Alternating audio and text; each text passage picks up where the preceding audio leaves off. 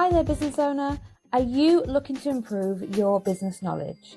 Do you want to see behind the scenes of successful businesses? And more importantly, are you looking to build a better business in just 15 minutes each week? If so, you're in the right place. Welcome to the 3B's podcast.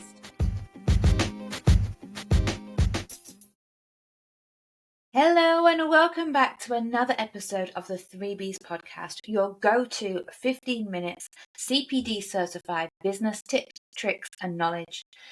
It is Boxing Day, and by the time you're watching this, you will hopefully be full of turkey, opened all the presents, had all the time with your family and friends, and taken some well-deserved time away from your business.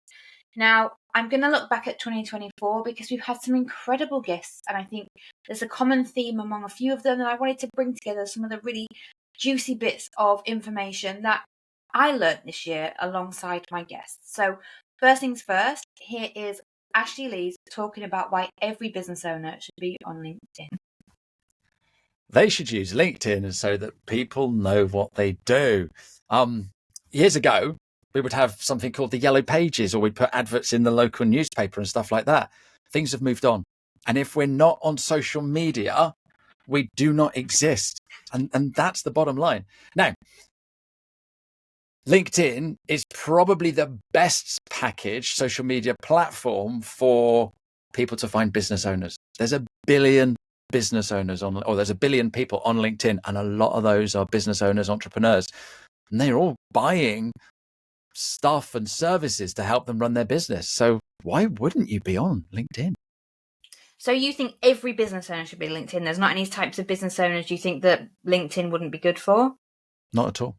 Not at all. Every single business should be on LinkedIn. And it's just understanding how to do it a little bit differently. I live in a seaside town, and at the top, and it's a retirement town, and at the top of the town is a mobility shop. So they sell scooters and walking sticks and frames and all that sort of stuff. And I was chatting to the owner, and he goes, "Oh, I'm not on LinkedIn." And I said, "Why not?" He says, "Well, my customers aren't on LinkedIn." He's looking at it wrong. So yes, his customers are, 70, 80, 90, infirm, don't use social media, don't use computers, all that sort of stuff. Correct. He's right.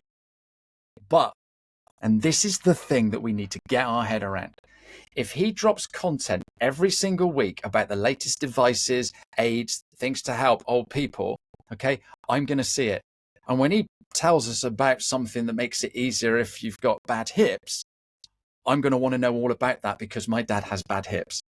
Okay. And then I'm going to turn around to my dad and say, "Hey, have you heard about the XK5000 walking frame? Because it is amazing." All right.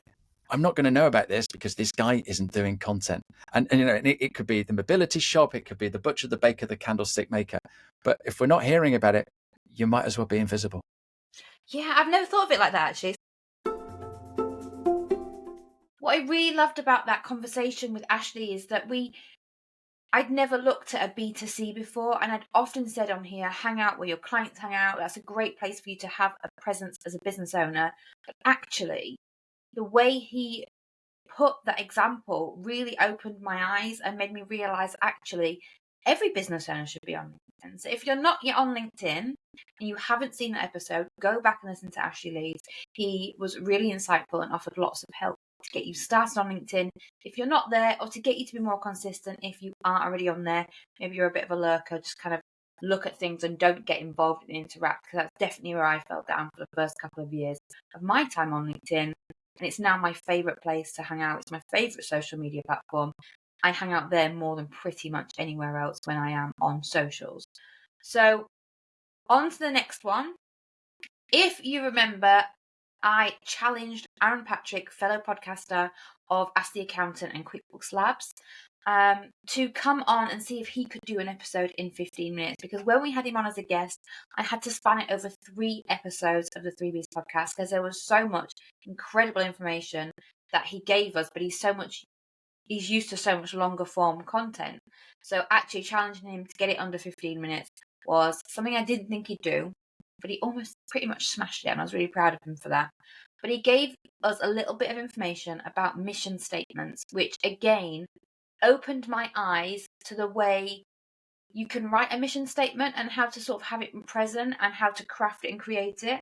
So here's Aaron telling you all about mission statements and why you should have them. And I really believe in this next one. Create your mission statement, but don't be afraid to make a mission statement that may not stand the test of time. You've got to make a mission statement that you believe is going to get you off the ground first. It's going to get there, but you have to be agile with it. You have to be prepared to make changes for what you learn as you go. And for me, creating that mission statement has been what's kept me honest and kept me grounded. I've been able to keep looking back at that mission statement and figuring out, how do I improve the brand? How do I improve? What do I need to do next? And I really do believe that once you've created that mission statement, you're on to a winner. For that mission statement, there are a few tips and tricks on how to do it. I like to go and make sure my mission statement is who you are, what you do, who you do it for, and the transformation you'll create. So as a really good example, here's my very first mission statement that I put together. It was, my name is Aaron. I'm a trainer in the accounting industry. I'm looking to train accountants and end users to use QuickBooks to the best of their abilities to help businesses not just survive, but thrive.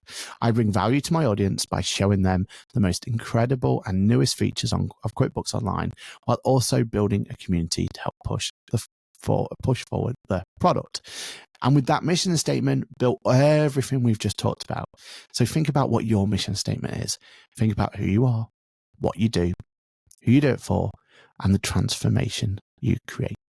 You need to keep it somewhere in sight at all times so that you're already there. For me, it's on my phone, it's on my notes app, and it's really easy for me to bring it up and use it to make decisions about your personal brand going forward. See, I'd never thought of it that way before. Having it in the notes on your phone and having it as a who, what, why was something that was really new to me. So I'm going to spend this festive period, this horrible Twixmas between Christmas and New Year, where no one knows what day it is, when the bins go out, or what you're supposed to be doing with your life. I'm going to spend that time looking at my mission statement and creating a new one for 2025.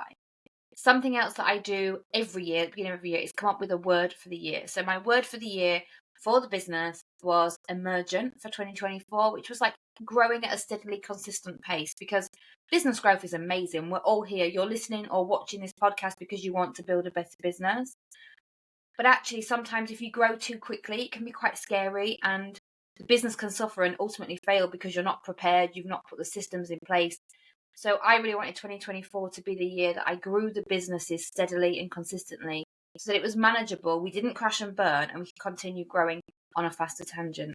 For 2025, I'm going to come up with a new year and a new meaning and something we really want to achieve for 2025. And using Aaron's method to create a mission statement for 2025, that's definitely going to help me form my word for the year. So tune into my first podcast for 2025 or second one, and I'll let you know what we decide on for 2025. Let me know what you've decided on. What is your word for the year? Pop it in the comments if you're on YouTube or Spotify, or drop us an email or find us on socials if you're listening to this elsewhere. Let me know what your word for 2025 was. And if you had a word for 2024, let me know what that was. And finally, the wonderful Callum Macrae came on for his first ever podcast guest appearance, which I love having people as for their first time guests on the previous podcast, because these short, sharp 15-minute episodes really do make it less daunting and less anxiety inducing to get on there. And the fact we're not live and it's pre-recorded means if you make a mistake, you can edit these bits out and we can get them out in the edit, or we can hold things back for you if you've announced it too soon, for example, or things like that. We can time it right to help you really get comfortable building your visibility, which will help you build your business. And Callum's one back earlier in the year was spread over 2 episodes because it was absolutely phenomenal. He did a talk at Accountex London in May of 2023, which is our industry's biggest event at the Excel in London over 2 days, and it's incredible. And he did a talk there about Gen Z marketing, and I was like, oh my goodness, I need to get Callum on the podcast to talk about Gen Z marketing from 2 different angles, really. We talked about from marketing to a Gen Z client base and then having Gen Z in your business, because not only do the methods change now, marketing is different now than what it was 20 years ago, but also when you're having Gen Z employees in your company as you're building your business, things are approached in a slightly different way now. and having Callum and all his little nuggets was really beneficial. So here's a couple that I really, really found interesting. Yeah, I think it is an ongoing process. I do think you have to give things a chance, obviously. So I think whatever it is, depending on the types of, content or channel it is, but I would say that you want to do those regular reviews like every 30 days just to kind of look at performance. And again, that could be anything from your website. Quite often you'll see the smallest tweaks make the biggest world of difference. Like I've seen it before where we've had just changing the colour of a button to purple increases conversion on your website by X%.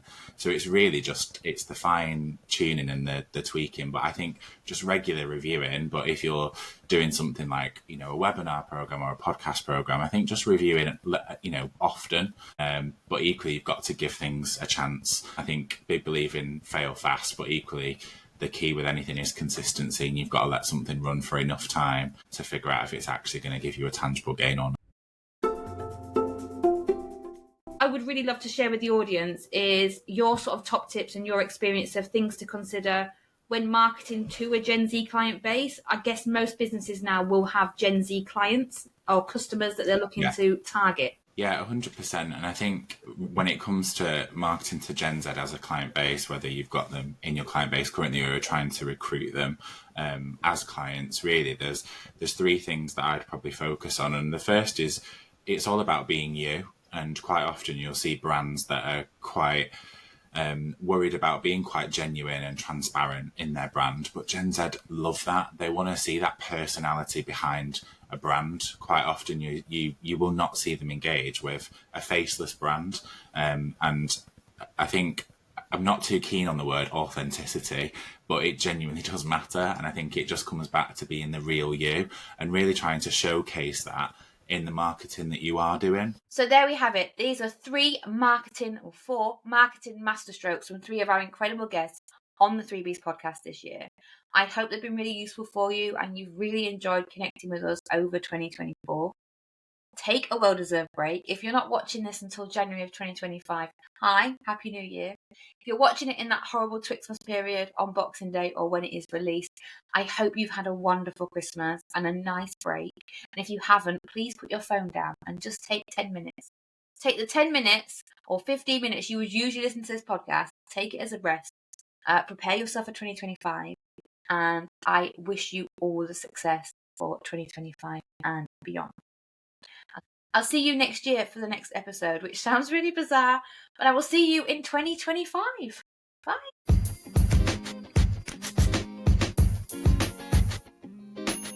And that brings us to the end of another episode of the 3Bs podcast. Thank you so much for listening. Please connect with us on social media. Like, rate and review wherever you are listening to this podcast so that I can help more business owners build a better business. See you next week.